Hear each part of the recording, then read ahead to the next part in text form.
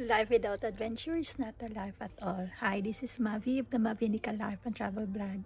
So this morning po, medyo hindi pa po ako haggard. And later on po after work, super haggard na. Haggard looking.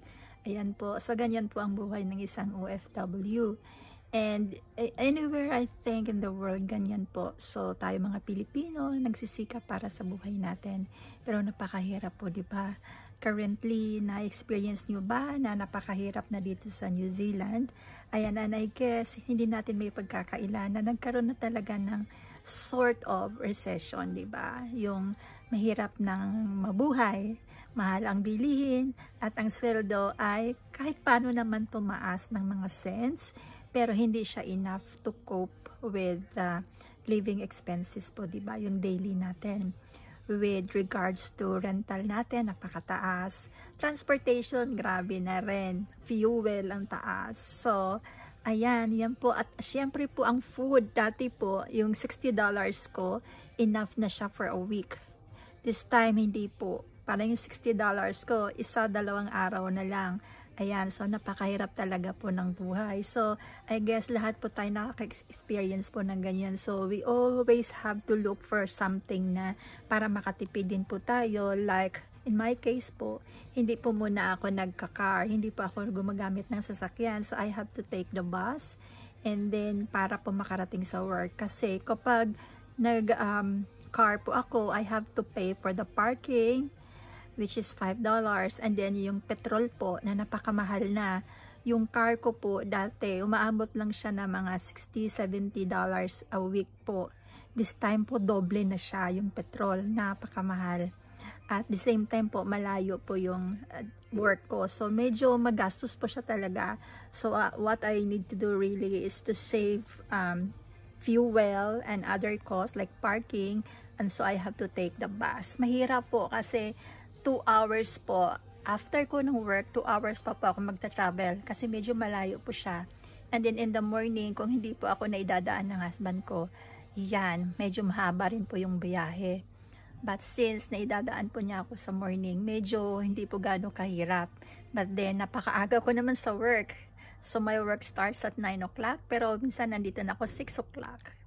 At hindi naman po yan syempre bayad, diba? So, nagtatrabaho na rin po ako, yung paperworks ko po in the morning, so that during trading hours, hindi ko na po siya iniisip. Ayan, so marami pong trabaho kapag nasa retail po kayo.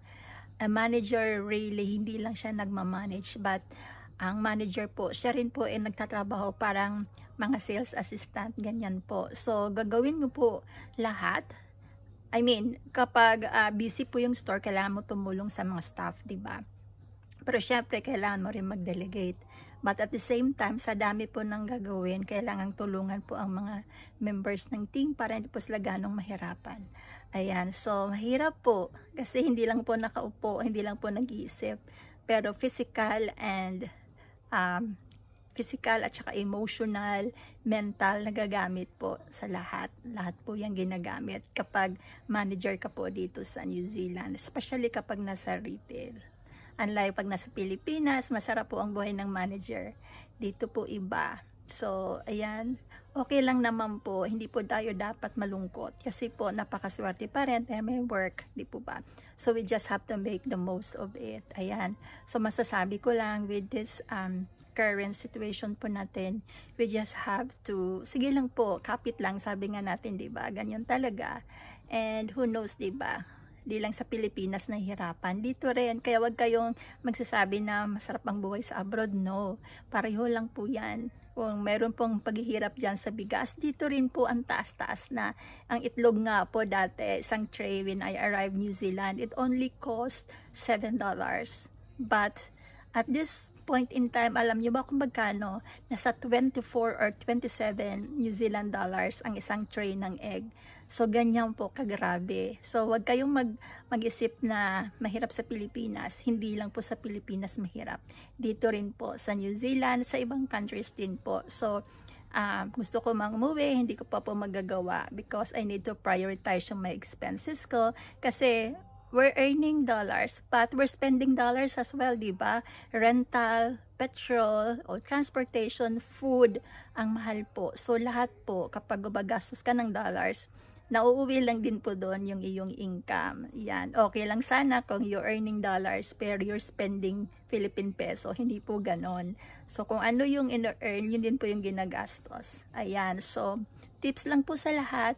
Wag po masyadong mag-alala, wag mawala ng pag-asa. Hindi lang po kayo ang nakakaranas ng ganon. Lahat po tayo, I guess, hindi po ba? Ano man ang position mo, depende rin yung accountabilities and responsibilities. Ayan, so we'll just have to keep moving po. We're hoping for the best po, na sana maging okay ang lahat. Ayan, so maraming salamat for watching, and yeah, God bless po sa ating lahat.